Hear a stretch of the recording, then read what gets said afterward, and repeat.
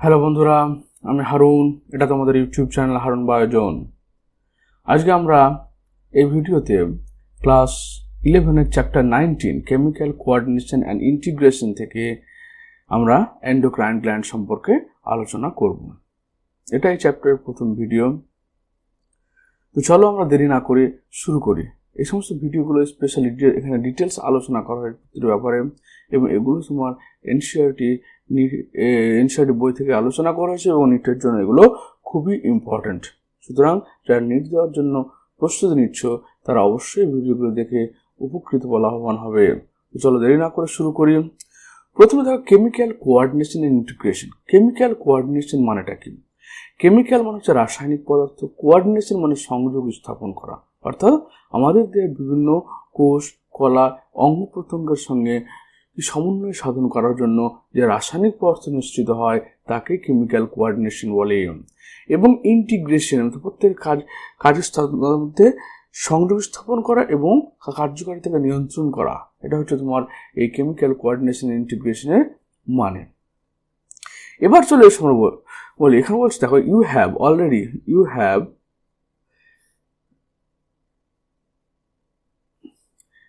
already learned that the neural system provides a point-to-point rapid coordination among organs.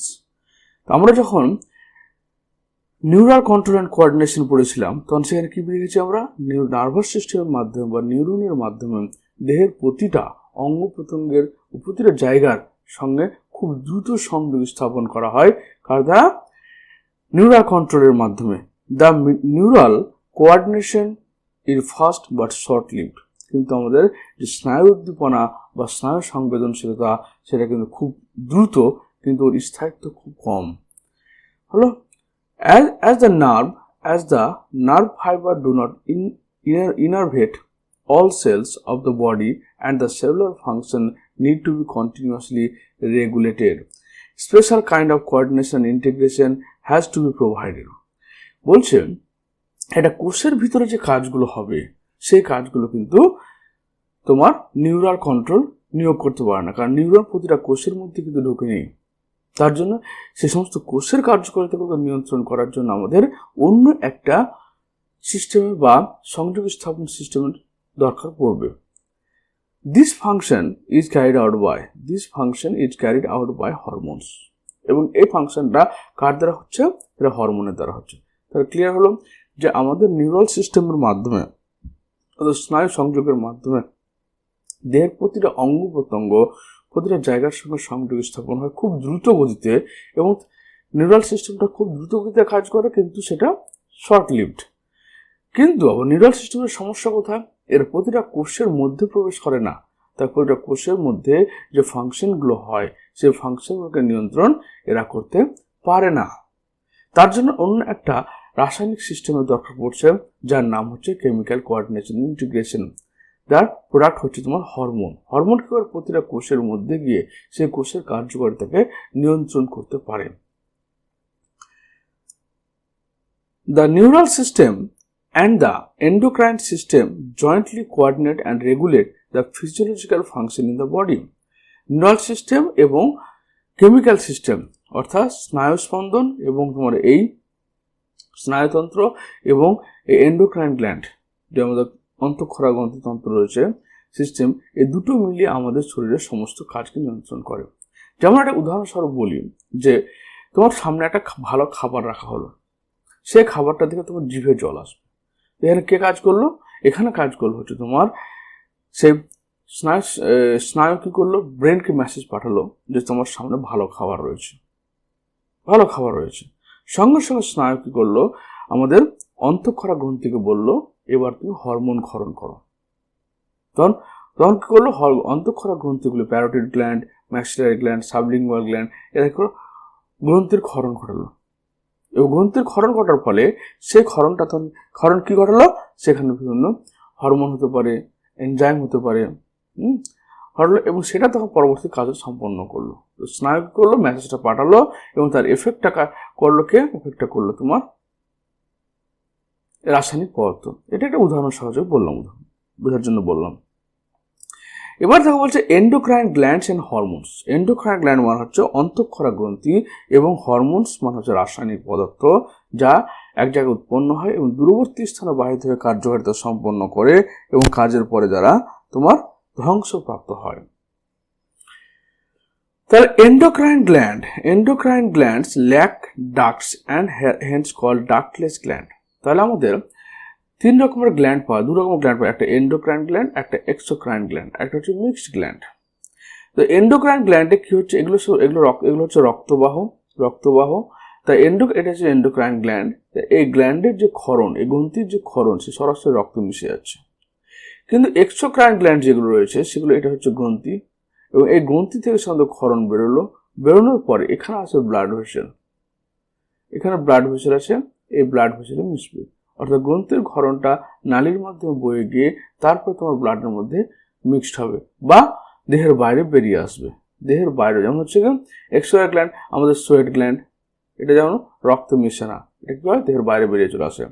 তারপর হচ্ছে তোমার mammary gland, স্তন গ্রন্থি, এরা কি করে, এরা গ্রন্থি উৎপন্ন হওয়ার পরে সে রক্তে না মিশে সরাসরি নালীর মাধ্যমে বাইরে বেরিয়ে চলে আসে, হলো সেটা হচ্ছে এক্সোক্রাইন গ্ল্যান্ড। আর এন্ডোক্রাইন গ্ল্যান্ড হচ্ছে কি যেখানে সরাসরি রক্তের মধ্যে মিশে যাবে, সেটা হচ্ছে এন্ডোক্রাইন গ্ল্যান্ড। এই জন্য থেকে ডাক্টলেস গ্ল্যান্ড বলে, কি বলা হয় ductless gland. Their secretion are called hormone, এবং এই সমস্ত গ্ল্যান্ড থেকে যে ক্ষরণটা ঘটে সেই ক্ষরণটাকে আমরা কি বলছি, hormone. The classical definition of hormone as a chemical produced by the endocrine gland and released into the blood and transported to a distantly located target organ has currently scientific definition as well। তার এখানে বললো যে classical ডেফিনেশনটা কি, সংজ্ঞাটা কি, বলছে hormone হচ্ছে এক ধরনের রাসায়নিক পদার্থ যেটা অন্তঃক্ষরা গ্রন্থি থেকে তৈরি হয় এবং রিলিজ ইনটু দ্য ব্লাড, সেটা রক্তের মধ্যে নিঃসৃত হয় বা রক্তের মধ্যে মিশে যায়, and transported to a distant located target organ, এবং সেটা দূরবর্তী স্থানে একটা টার্গেট অর্গানে গিয়ে কাজ করে। তার মধ্যে হরমোন আর নন নিউট্রিয়েন্ট, হরমোনের কিন্তু নিউট্রিশনাল ভ্যালু নেই, অর্থাৎ কোনো পুষ্টিকর মূল্য নেই ওর। Chemicals which act as intercellular messengers and are produced in the trace amount. তাহলে হরমোন একটা রাসায়নিক পদার্থ যেটা অতি অল্প পরিমাণে, ট্রেস মানে অল্প পরিমাণে তৈরি হয় এবং এটা ইন্টারসেলুলার মেসেঞ্জার। ইন্টারসেলুলার মানে হচ্ছে দুই কোষের মধ্যবর্তী স্থানে গড়ে মেসেজটাকে বহন করে নিয়ে যায়। হরমোন এক ধরনের অপুষ্টিকর রাসায়নিক উপাদান যা ইন্টারসেলুলার মেসেঞ্জার অর্থাৎ দুটো কোষের মধ্যবর্তী স্থানের বাহক এবং প্রডিউস হচ্ছে খুব অল্প পরিমাণে। যেমন ধরে নাও পিটুইটারি গ্ল্যান্ডে একটা হরমোন তৈরি হলো, তো থাইরয়েড স্টিমুলেটিং হরমোন তৈরি হলো, সেটা রক্তের মাধ্যমে বাহিত হয়ে কোথায় আসলো, থাইরয়েড গ্ল্যান্ডে কাজ করলো, তারপর থাইরক্সিন হরমোন ক্ষরণ হলো। তাহলে কি হলো, এর এক জায়গায় তৈরি হচ্ছে এবং রক্তের মধ্যে দূরবর্তী স্থানে ক্রিয়া করছে এবং ক্রিয়ার পরে আবার ধ্বংসপ্রাপ্ত হচ্ছে। The new definition covers a number of new molecules in addition to the hormones secreted by the organized endocrine glands। তাহলে এই নতুন ডেফিনেশন হিসেবে বলছে যে a number of new molecules in addition to the hormone, মানে hormone এর সঙ্গে আরো নতুন নতুন রাসায়নিক পদার্থ যেগুলো ক্ষরণ হয়, অন্তঃক্ষরা গ্রন্থিতে ক্ষরণ হচ্ছে। Invertebrates possess very simple endocrine system with few hormones where a large number of chemicals act as hormone and provided coordination in the vertebrate। যখন আমরা ইনভার্টিব্রাতে যাচ্ছি, ইনভার্টিব্রা মানে যাদের ভার্টিব্রা নোটোকটা ভার্টিব্রাতে কনভার্ট হয়নি, যাদের পিছনে শিরা নেই। তো ইনভার্টিব্রেটদের ক্ষেত্রে তোমার কি হচ্ছে, শিরদাঁড় নেই বলতে যাদের তোমার হাড়ের মতো গঠনযুক্ত শিরদাঁড় নেই, তাদের ক্ষেত্রে কি বলছে যে কয়েকটা মাত্র হরমোন রাসায়নিক পদার্থ হিসেবে কাজ করে বা কয়েকটা মাত্র রাসায়নিক পদার্থ হরমোন হিসেবে কাজ করে। কিন্তু যারা ভার্টিব্রেট তাদের শরীরে অনেক ধরনের কেমিক্যাল রাসায়নিক পদার্থ খরিত হয় এবং সেগুলো এন্ডোক্রাইন সিস্টেম হিসেবে কাজ করে। The human endocrine system is described here। এখানে হিউম্যান এন্ডোক্রাইন সিস্টেমকে আলোচনা করা হলো। তা আমাদের যে অন্তঃক্ষরা গ্রন্থিগুলো কোথায় রয়েছে, দেখো হাইপোথ্যালামাস রিজিয়নে কি রয়েছে, 1 নম্বর রয়েছে পিনিয়াল গ্ল্যান্ড, 2 নম্বর রয়েছে পিটুইটারি গ্ল্যান্ড, আমাদের গলায় চলে এসো, গলায় যখন চলে আসছে থাইরয়েড গ্ল্যান্ড এবং প্যারাথাইরয়েড গ্ল্যান্ড, এগুলো সব অন্তঃক্ষরা গ্রন্থি। তারপর আমাদের হৃৎপিণ্ডের উপরে চলে আসছে থাইমাস গ্ল্যান্ড, তারপর হচ্ছে কি প্যানক্রিয়াজে, পেটের মধ্যে প্যানক্রিয়াজ চলে আসো, প্যানক্রিয়াজ একটা গ্ল্যান্ড, মিক্সড গ্ল্যান্ড, এটা হচ্ছে মিক্সড গ্ল্যান্ড। তারপর কিডনির উপরের দিকে কি রয়েছে, অ্যাড্রিনাল গ্ল্যান্ড রয়েছে। তারপরে টেস্টিস রয়েছে, পুরুষদের ক্ষেত্রে টেস্টিস আর ফিমেলদের ক্ষেত্রে ওভারি রয়েছে। এগুলো সবই হচ্ছে আমাদের শরীরের গ্ল্যান্ড, যেগুলো এন্ডোক্রাইন গ্ল্যান্ড, যেগুলো থেকে হরমোনের ক্ষরণ ঘটে।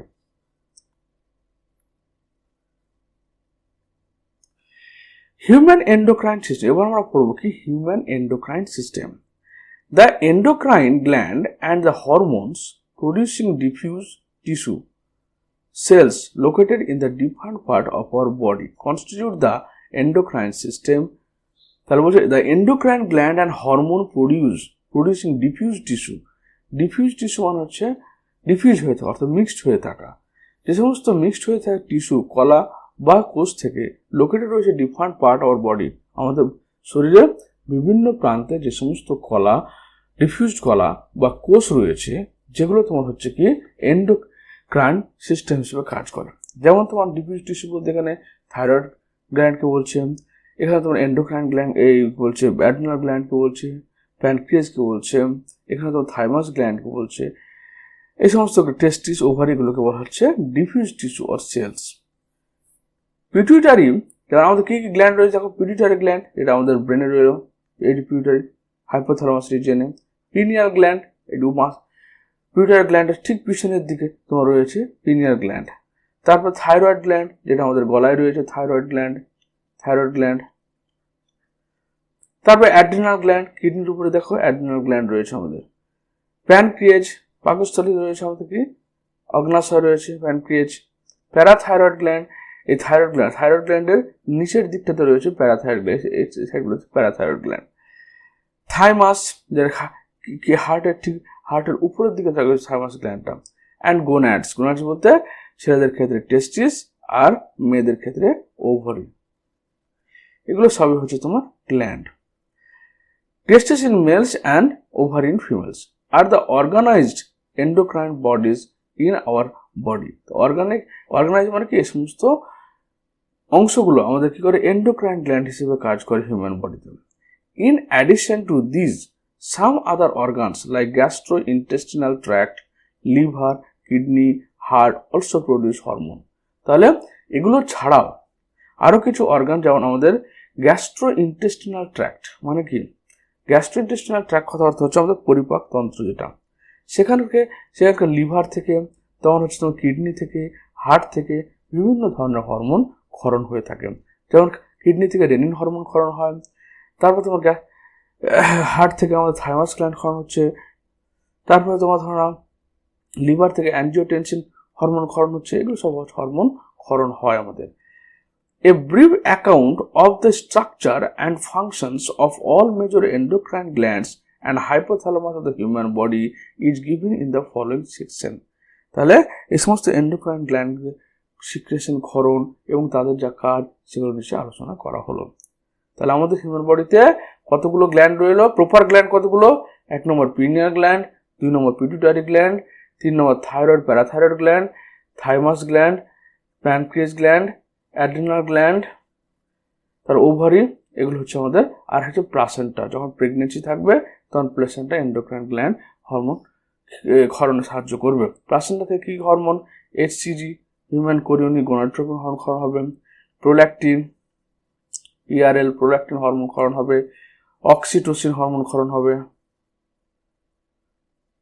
রিল্যাক্সিন হরমোন ক্ষরণ হবে। এই সমস্ত হরমোনগুলো এখান থেকে বিশেষ করে ক্ষরণ হয়। সোম্যাটোম্যামোট্রপিন ক্ষরণ হবে,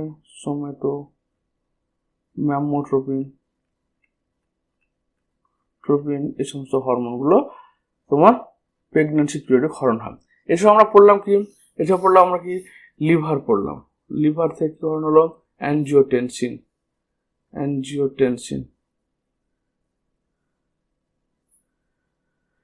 হলো।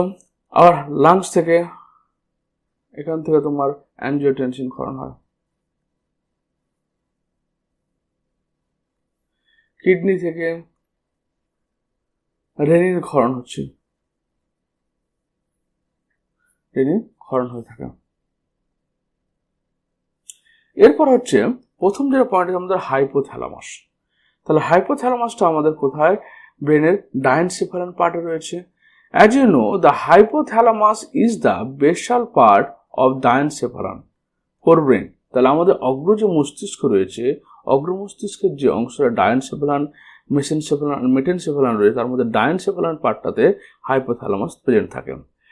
And it regulate a wide spectrum of body function. তাহলে এই হাইপোথ্যালামাস আমাদের কি করছে? আমাদের দেহের বিস্তীর্ণ কাজগুলোকে নিয়ন্ত্রণ করছে হচ্ছে তোমার এই হাইপোথ্যালামাস। কি করে? আমাদের ক্ষুধা, তৃষ্ণা, অনুভূতি, চাহিদা সবকিছু নিয়ন্ত্রণ করে এই হাইপোথ্যালামাস। আবার আমাদের এন্ডোক্রাইন গ্ল্যান্ডের যতগুলো এন্ডোক্রাইন গ্ল্যান্ড রয়েছে তাদের ক্ষরণকে উদ্দীপ্ত করে কে? Endocrine gland. মানে বিশেষ করে পিটুইটারি গ্ল্যান্ডের ক্ষরণকে উদ্দীপ্ত করে এই hypothalamus. It contains several group of neurosecretory cells called nuclei which produce hormone. তাহলে নিউরোসেক্রেটারি সেল এখানে কি? যেমন সুপ্রা অপটিক নিউক্লিয়াস রয়েছে, প্যারাভেন্ট্রিকুলার নিউক্লিয়াস রয়েছে। সুপ্রা অপটিক নিউক্লিয়াস কি করবে? এটা হচ্ছে তোমার অ্যান্টেরিয়র পিটুইটারি অর্থাৎ অগ্রস্থ পিটুইটারির উপর কাজ করবে। আর প্যারাভেন্ট্রিকুলার নিউক্লিয়াসটা কি করবে? ডাইরেক্টলি তোমার পোস্টেরিয়র পিটুইটারির উপরে কাজ করবে। These hormones regulate the synthesis and secretion of pituitary hormone. তাহলে সুপ্রাঅপটিক নিউক্লিয়াস তোমার অগ্রপিটুইটারির সমস্ত গ্রন্থির হরমোনের ক্ষরণে সহায়তা করবে। আর প্যারাভেন্ট্রিকুলার নিউক্লিয়াস কি করবে? তোমার পশ্চাৎ পিটুইটারির সমস্ত হরমোনের ক্ষরণকে নিয়ন্ত্রণ করবে। These hormones regulate the synthesis and secretion of pituitary hormones. However, the hormones produced by hypothalamus are two types. তাহলে হাইপোথ্যালামাসের যে হরমোনগুলো ক্ষরণ হয় সেগুলো হচ্ছে দুই রকমের হয়। একটা হচ্ছে the releasing hormone, RH, which stimulates secretion of pituitary gland, যেটা পিটুইটারি গ্ল্যান্ডের সিক্রেশনকে স্টিমুলেট করছে। তাহলে এক নম্বর পয়েন্ট হচ্ছে যে এখান থেকে যে রিলিজিং হরমোনগুলো ক্ষরণ হয় সেগুলো অগ্রপিটুইটারি গ্রন্থির হরমোনের ক্ষরণকে উদ্দীপ্ত করে। ওকে, যেমন থাইরক্সিন রিলিজিং হরমোন, যেমন এই যেখানে হরমোন হাইপোথ্যালামাস থেকে বেরোচ্ছে, থাইরোট্রোপিন রিলিজিং হরমোন TRH, এটা কি করছে? Stimulate the secretion of thyroid stimulating hormone. এই থাইরয়েড স্টিমুলেটিং হরমোন তখন কি করবে? থাইরয়েড গ্ল্যান্ডকে উদ্দীপ্ত করবে এবং সেই উদ্দীপ্ত হওয়ার পর সেখান থেকে থাইরক্সিন ক্ষরণ হবে। বুঝতে পারলে? তাহলে থাইরয়েড অ্যান্টেরিয়র বা অগ্র পিটুইটারি থেকে যে সমস্ত হরমোনগুলো ক্ষরণ হয়ে অন্য গ্রন্থিগুলোকে উদ্দীপ্ত করছে সেই হরমোনগুলোকে ক্ষরণে সাহায্য করছে কে? Supraoptic nucleus. And the inhibiting hormone which inhibit the secretion of pituitary hormone. একদিকে স্টিমুলেট করছে পিটুইটারি হরমোনের ক্ষরণে, অন্যদিকে পিটুইটারি হরমোন যাতে ক্ষরণ রেগুলেট হয় সেটা ইনহিবিটরি হরমোন, অর্থাৎ যে হরমোনগুলো হরমোনের ক্ষরণকে নিয়ন্ত্রণ করবে সেগুলো ক্ষরণ করছে। For example, hypothalamic hormone called gonadotropin releasing hormone. Hypothalamic hormone stimulate the pituitary synthesis and release of gonadotropin. তাহলে এখানে আমরা দেখতে পাবো যে এই 4 নম্বর পয়েন্টটা দেখো, বলছি যে হাইপোথ্যালামাস থেকে গ্রোথ হরমোন না, এই যে গ্রোথ হরমোন, 2 নম্বর পয়েন্টে গোনাডোট্রোপিন রিলিজিং হরমোন ক্ষরণ হলো। এটা stimulate the secretion of follicular stimulating hormone. এটা কি করলো? গোনাড থেকে ফলিকুলার স্টিমুলেটিং হরমোন সিক্রেশন করার কথা পিটুইটারি থেকে, অগ্রস্থ পিটুইটারি থেকে, এবং সেই হরমোনটা আবার ওভারি এবং টেস্টিসে গিয়ে তোমার টেস্টোস্টেরন, এস্ট্রোজেন, প্রোজেস্টেরন হরমোন ক্ষরণে সহায়তা করবে। On the other hand, somatostatin from the hypothalamus inhibit the release of growth hormone from pituitary. তাহলে একদম গ্রোথ হরমোন রিলিজিং হরমোন কি করলো? গ্রোথ হরমোন ক্ষরণে সহায়তা করলো পিটুইটারি থেকে। আর সঙ্গে সঙ্গে আবার কি করলো? গ্রোথ হরমোন ইনহিবিটিং হরমোন, এটা কি করলো? গ্রোথ হরমোন বেশি ক্ষরণ না হয় সেটাকে নিয়ন্ত্রণ করলো। তাহলে একবার hypothalamus growth hormone releasing hormone ক্ষরণ করলো, পিটুইটারি থেকে গ্রোথ হরমোনকে বের করলো। আরেকবার সঙ্গে সঙ্গে কি করলো? যখন বডির রিকোয়ারমেন্ট কমপ্লিট হয়ে গেল আর বডিতে আরো গোথানো দরকার নেই, তখন কি করলো, গ্রোথ হরমোন ইনহিবিটিং হরমোন ক্ষরণ করলো, যার ফলে সে গ্রোথ হরমোনের ক্ষরণটা নিয়ন্ত্রিত হয়ে গেল। অর্থাৎ শরীরে যখন যে হরমোনের যতটা দরকার ঠিক ততটাই ক্ষরণ করতে সাহায্য করবে হাইপোথ্যালামাস, তারপর পরে আবার সেটা কন্ট্রোল করতেও সাহায্য করবে কিন্তু hypothalamus. These hormones originating in the hypothalamic neurons, তাহলে হাইপোথ্যালামাস নিউরোসেক্রেটরি যে সেলগুলো রয়েছে, নিউরোসেক্রেটরি সেল, এবং এগুলো হচ্ছে নিউরন, এই সুপ্রাপটিক নিউক্লিয়াস ও প্যারাভেন্ট্রিকুলার নিউক্লিয়াস এরাই কি করছে, হরমোনের ক্ষরণে সাহায্য করছে। passes through actions and are released from their nerve ending, তারপর কি করছে, তার নার্ভের যে এন্ডিং পয়েন্ট, এটা হচ্ছে নার্ভ সেল, এখান থেকে এন্ডিং পয়েন্ট থেকে বেরিয়ে এসে পিউটারি গ্রন্থি হরমোনের ক্ষরণকে রিলিজ করছে। These hormones reach the pituitary gland through the portal circulatory system and regulate the function of the anterior pituitary. তাহলে এগুলো হচ্ছে কি, এটা হাইপোফাইসিয়াল ট্র্যাক্ট, এবং এখান থেকে যে মানে পোর্টাল সিস্টেম মানে হচ্ছে রক্ত সংবহনতন্ত্র রয়েছে, তাহলে হাইপোথ্যালামাস থেকে রিলিজিং হরমোনগুলো ক্ষরণ হলো, ব্লাডের সঙ্গে মেশার পর পিউটারি গ্রন্থির কাছে আসলো এবং তার গ্রন্থির ক্ষরণকে নিয়ন্ত্রণ করবে। The posterior pituitary is under the direct neural regulation of hypothalamus. তাহলে অগ্রস্থ যে সমস্ত হরমোনগুলো সেগুলো কিন্তু ডাইরেক্ট রিলিজ না, সেগুলো হাইপোথ্যালামাসে আসবে, হাইপোথ্যালামাস থেকে পিউটারি গ্ল্যান্ডকে উদ্দীপ্ত করবে, সেখান থেকে ক্ষরণ করবে, কিন্তু যেগুলো পোস্টেরিয়র পিউটারি পশ্চাৎপস্তিকে সেগুলো ডাইরেক্টলি নিউরনের মাধ্যমে হরমোনগুলো ক্ষরণ হবে, দুটো আলাদা। কিন্তু এখানে অ্যান্টেরিয়র পিউটারিকে উদ্দীপ্ত করে অ্যান্টেরিয়র পিউটারিতে হরমোনের ক্ষরণ ঘটাবে, কিন্তু এখানে পোস্টেরিয়র পিউটারির ক্ষেত্রে এখানে হরমোন তৈরি হবে না, হরমোনটা ডাইরেক্ট তোমার হাইপোথ্যালামাস থেকে তৈরি হয়ে পোস্টেরিয়র পিউটারির মাধ্যমে বেরিয়ে যাবে।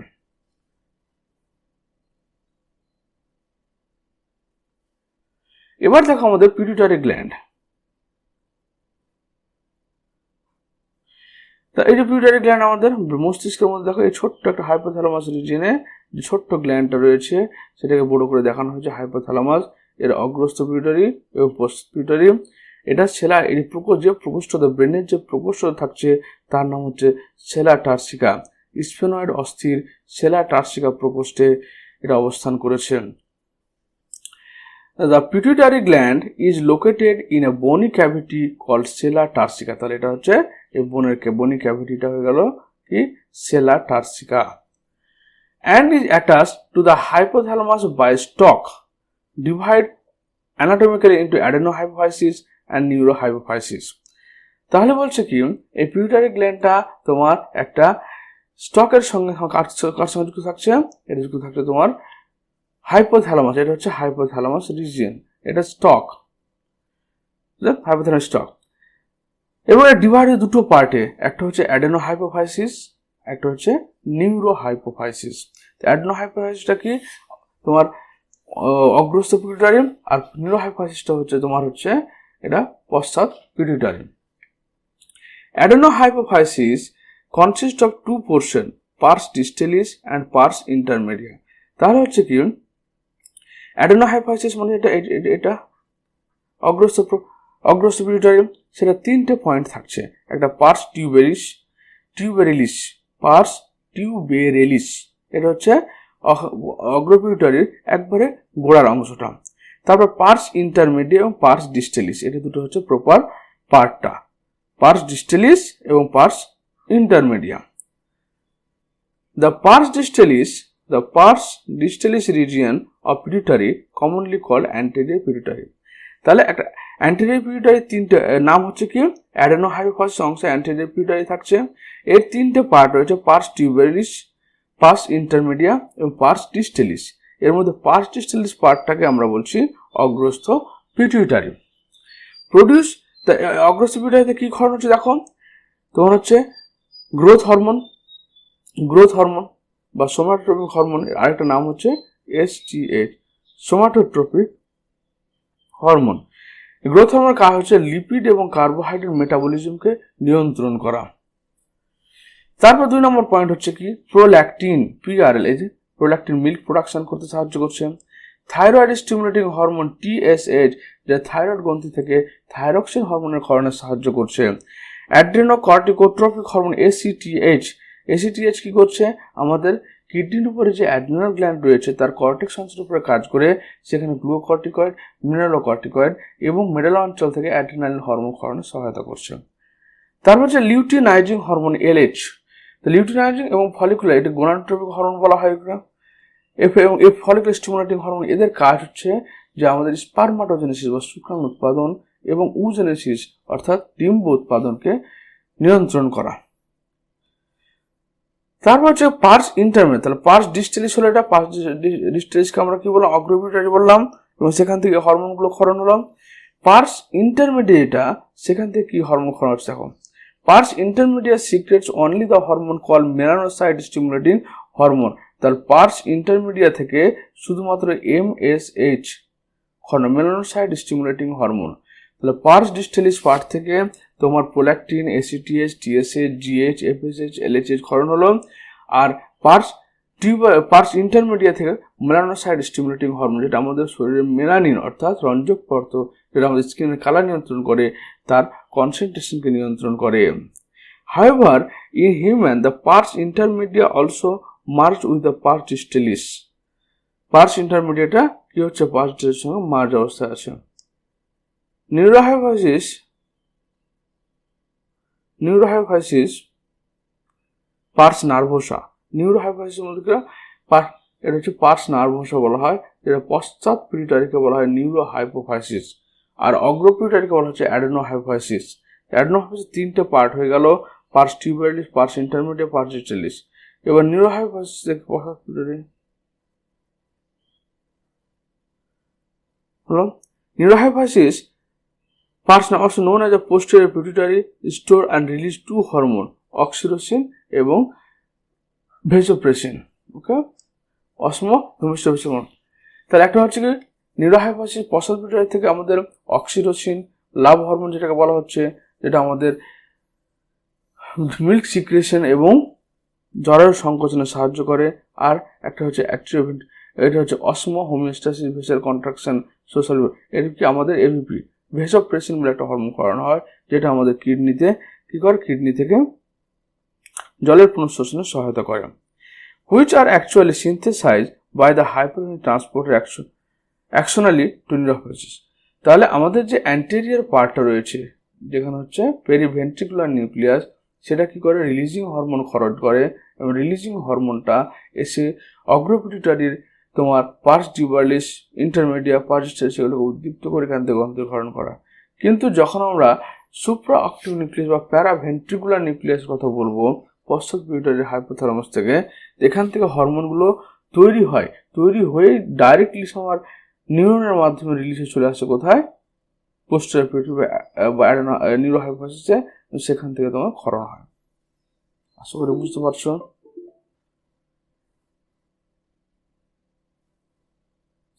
এরপর চলে আসবে over secretion of growth hormone.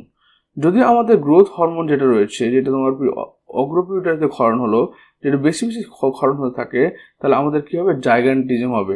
এই দেখো অতিরিক্ত লম্বা gigantism. And low secretion growth hormone result in the stunted growth resulting in pituitary dwarfism. তাহলে যে গ্রোথ হরমোন কি হয়, খুব বেশি যদি ক্ষরণ হতে শুরু করে, তাহলে আমাদের জাইগান্টিজম হবে, আর কম ক্ষরণ হলে আমার ডোয়ার্ফিজম হয়ে যাবে।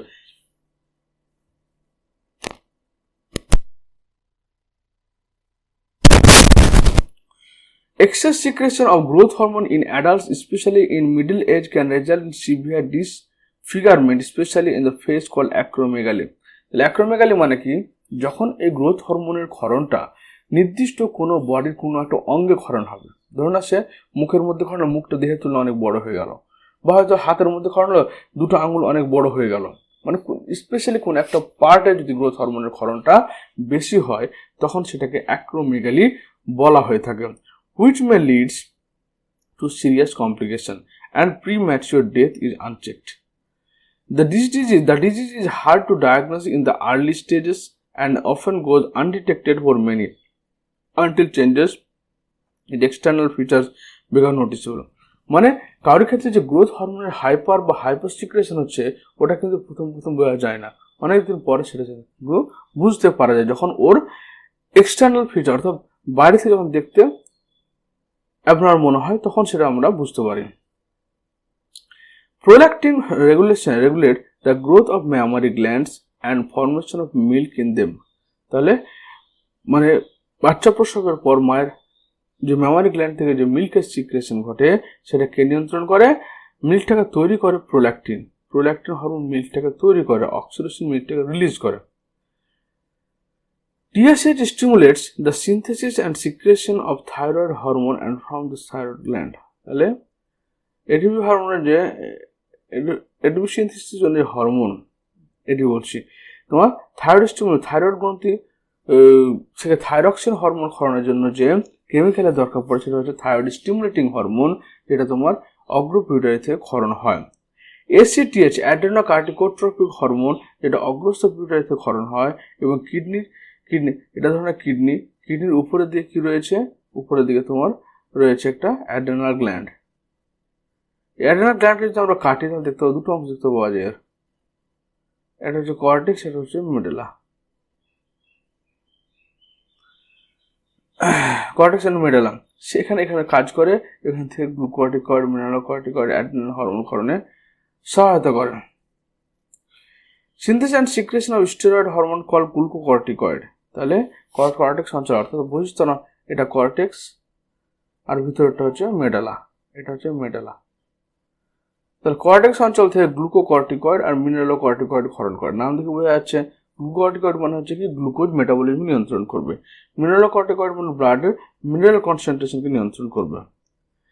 LH and FSH stimulates the gonadal activity and hence are called gonadotropin. তাহলে LH এবং FSH কি বলা হচ্ছে গোনাড হরমোন। গোনাড হরমোন কি, যেটা আমাদের সেক্সুয়াল রিপ্রোডাক্টিভ পার্ট থেকে ক্ষরণ হয়। তারা বলছে কি in males luteinising hormone stimulate the synthesis and secretion of hormone call androgen from testis. তার টেস্টিসের যে সেমিনিফেরাস টিউবিউল রয়েছে তারপরে কাকে কাজ করছে, লিউটিনাইজিং হরমোন কাজ করছে এবং সেখান থেকে মানে কি বলছে তোমার স্পার্ম শুক্রাণু তৈরি করতে সাহায্য করছে।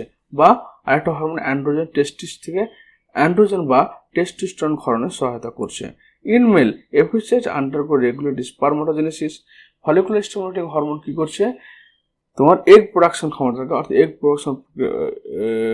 স্পার্ম প্রোডাকশন যে প্রক্রিয়া স্পার্মাটোজেনেসিস সেটাকে নিয়ন্ত্রণ করছে। In female LH induce the ovulation of fully mature follicles and maintain the corpus luteum. তাহলে ওভারের মধ্যে কি প্রথম এর কনসেন্ট্রেশন বেড়ে হয়ে যায় লিউটিনাইজিং হরমোন এবং ফলিকুলার স্টিমুলেটিং হরমোন। তো লিউটিনাইজিং হরমোন অ্যান্টেরিয়র পিউটারি থেকে কি আসলো, luteinising hormone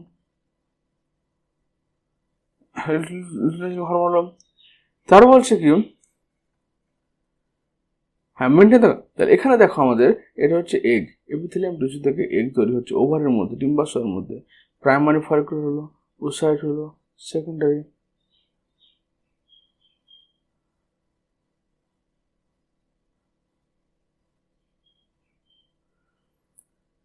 and maintain the corpus luteum। এবার এগটা কি হলো, এই ম্যাচিওর হওয়ার পরে গ্রাফিয়ান ফলিকল থেকে তোমার এগটা যখন 14 দিনের মাথায় অর্থাৎ মেনস্ট্রুয়াল সাইকেল শুরু হওয়ার 14 ডেজের মাথায় এগটা যখন রিলিজ হয়ে গেল তখন কি করলো, এই রিলিজ হলো।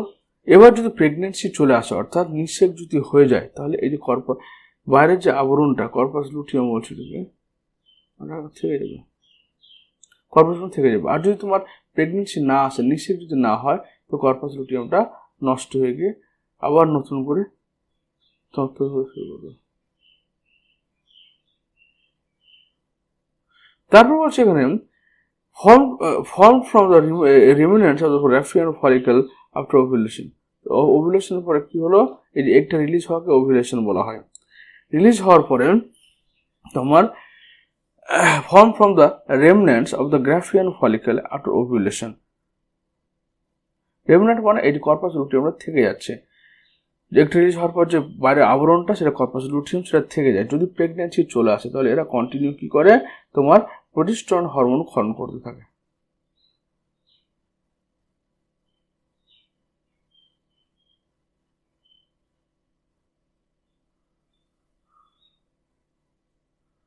তারপর হচ্ছে কি FSH stimulate growth and development of the ovarian follicle. Follicle stimulating hormone কি করছে, এর ওভারি এবং তার মধ্যে যে গ্রাফিয়ান ফলিকল রয়েছে তার বৃদ্ধিকে নিয়ন্ত্রণ করছে। Melanocyte stimulating hormone act on the melanocyte melanin containing cells and organelles pigmentation of the skin. আমাদের স্কিনে যে ব্ল্যাক কালার থাকে, ব্ল্যাক কালার কেন থাকে, ওখানে মেলানিন পিগমেন্টের পরিমাণটা অনেক বেশি আছে বলেই আমাদের স্কিনটা কি হয়, ব্ল্যাক হয়। মেলানিন পিগমেন্ট যত কম থাকবে আমাদের স্কিনটা তো বেশি হোয়াইট হবে। তো এরা নিয়ন্ত্রণ করে কে, melanocyte stimulating hormone. Oxytocin act on the smooth muscle of our body and stimulate their contraction. বিশেষ করে যখন চাইল্ড বার্থ হয় তখন জরায়ুর বেশি সংকোচন যার মাধ্যমে বাচ্চাটা বেরিয়ে আসে, সে ভিগোরাস কন্ট্রাকশন নিয়ন্ত্রণ করে কে, oxytocin. In females stimulate a vigorous contraction of uterus at the time of childbirth and milk ejection from mammary gland. আরেকটা কাজ হচ্ছে প্রোল্যাক্টিন ম্যামারি স্তন গ্রন্থে দুধ তৈরি করে আর কি করে, দুধটাকে রিলিজ করতে সহায়তা করে। তারপর বলছে কি vasopressin act mainly at the kidney and stimulate reabsorption of water and electrolyte by the distal tubule and thereby reduce loss of water through the urine. Hence is called antidiuretic hormone. তাহলে এই যে আমাদের দূরবর্তী সংগ্রহ নালিকা রয়েছে, এই দূরবর্তী সংগ্রহ নালিকা থেকে এডিএইচ অ্যান্টিডাইউরেটিক হরমোনটা আসবে এবং রিঅ্যাবজর্পশনে সহায়তা করবে, অর্থাৎ যাতে জলটা বেশি বেশি ইউরিনের মাধ্যমে বেরিয়ে না যায় সেটাকে কন্ট্রোল করবে। An important affecting synthesis of release of ADH result in diminished ability of the kidney to convert water loading to water loss and dehydration. যদি এডিএইচটা কোনো কারণে ক্ষরণ না হয় বা কম ক্ষরণ হয় তাহলে কি হচ্ছে, এই তোমার ওয়াটারের রিঅ্যাবজর্পশন হবে না বলে পেচ্ছাপের মাধ্যমে প্রচুর পরিমাণে জল এবং মিনারেলসগুলো বেরিয়ে যাবে। মোটামুটি ধরনের তাকে সে অবস্থাকে ডায়াবেটিস ইনসিপিডাস বা বহুমূত্র রোগ বলা হয়ে থাকে। একজন ডায়াবেটিস ইনসিপিডাসের পেশেন্ট সেটা মোটামুটি 24 থেকে 30 লিটার পর্যন্ত পেচ্ছাপ করতে পারে, কিন্তু একটা সাধারণ মানুষ ও কি করছে, তোমার সাধারণ অবস্থায় আমাদের 1 থেকে 1.5 লিটার পেচ্ছাপ তৈরি হয়। তাহলে মোটামুটি 180 লিটার ব্লাডকে পিউরিফাই করার পর 1.5 লিটার পেচ্ছাপ তৈরি হয়। কিন্তু যখন ডায়াবেটিস ইনসিপিডাস হবে তখন 24 থেকে 30 লিটার তোমার পেচ্ছাপ হবে, যার ফলে শরীরে প্রচুর পরিমাণে জলের ঘাটতি দেখা যাবে এবং মুখ শুকিয়ে যাবে, সেটাকে বলে পলিডিপসিয়া।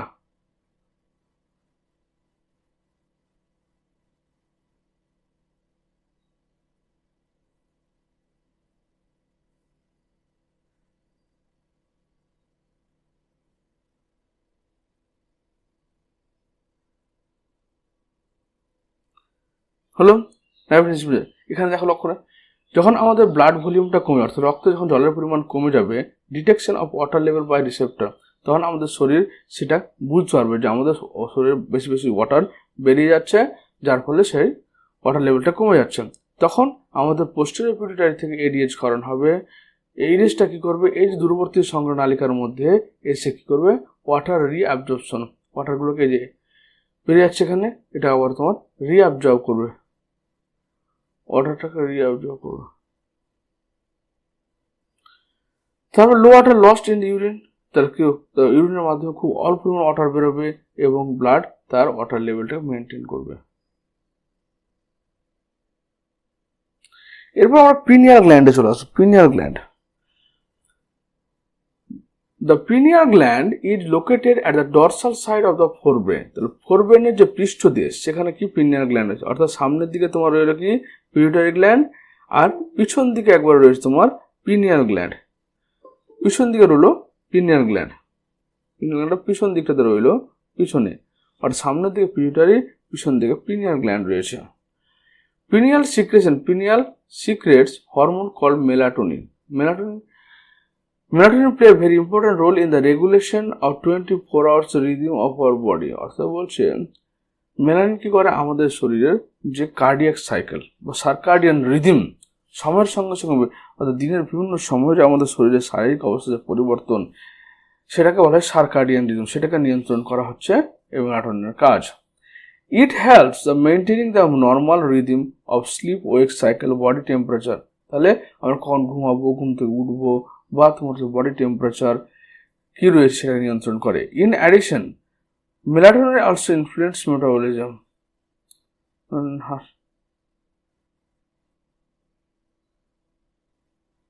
তারপর হচ্ছে কি, তারপর বললো in addition to melatonin also influence metabolism. তাহলে মেলাটোনিন করলো এক নম্বর আমাদের সার্কাডিয়ান রিদম, যেটা বলে সার্কাডিয়ান রিদম, এটাকে নিয়ন্ত্রণ করছে। আর 2 নম্বর কি করছে, আমাদের মেটাবলিজমে সাহায্য করছে। 3 নম্বর পিগমেন্টেশন অফ শরীরের স্কিনের যে কালার, সে কালার যে ব্ল্যাক কালার, সে ব্ল্যাক কালারের জন্য পিগমেন্টের দরকার হয়, তার নাম হচ্ছে melatonin. Melatonin and the menstrual cycle as well as our defense capability. তারপর হচ্ছে pineal gland লোকেশন দেখো, বলছে pineal gland is located in the center of the brain below the corpus callosum. এইটা আমাদের এটা হচ্ছে কর্পাস ক্যালোসাম, এটা হচ্ছে কর্পাস ক্যালোসাম। কর্পাস ক্যালোসাম একটা স্নায়ুরজ্জু, যার মাধ্যমে তোমার ডান হেমিস্ফিয়ার এবং লেফট হেমিস্ফিয়ার আর রাইট হেমিস্ফিয়ার যুক্ত থাকে। এবং তার কোথায় রয়েছে, তোমার হচ্ছে এই নার্ভ কর্পাস ক্যালোসামের নিচের দিকে রয়েছে।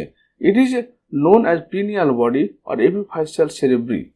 তার পিনিয়াল বডিকে বলছি আমরা কি, epiphyseal cerebri. Located in the behind thalamic bodies behind the habenular commissure. It is corpora quadrigemia near the corpora quadrigemia পাশাপাশি অবস্থান করে। ফাংশন তো আমরা দেখলাম, একটা করলো কি, প্রথম হচ্ছে কি সার্কাডিয়ান রিদমকে নিয়ন্ত্রণ করলো, তার মেটাবলিজম, পিগমেন্টেশন, মেনস্ট্রুয়াল সাইকেল কেউ নিয়ন্ত্রণ করলো। Pineal gland is highly vascularised. Pineal গ্ল্যান্ডে প্রচুর পরিমাণে রক্তবাহ থাকে।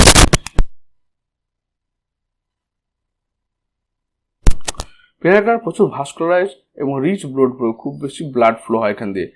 ইট increase the size throughout early childhood, become fully develop at 5 to 7 years। মানে আমাদের বয়স যখন 5 থেকে 7 বছর হয়, সম্পূর্ণভাবে ম্যাচিওর হয়ে যায় গ্রন্থি। Medical condition related to the pineal gland are not common, but cyst of the pineal gland tumour so sometime develop. তাহলে পিনিয়াল গ্ল্যান্ডে অত অসুখ হয় না, তো ওইগুলো যে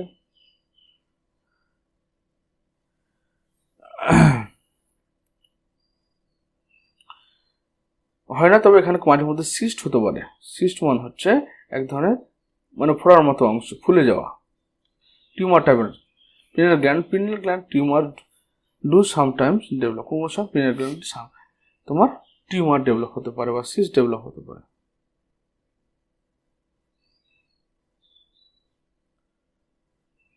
তো এই হচ্ছে আজকের আমার ভিডিও তোমাদের যদি ভালো লেগে থাকে অবশ্যই লাইক এবং সাবস্ক্রাইব করবে।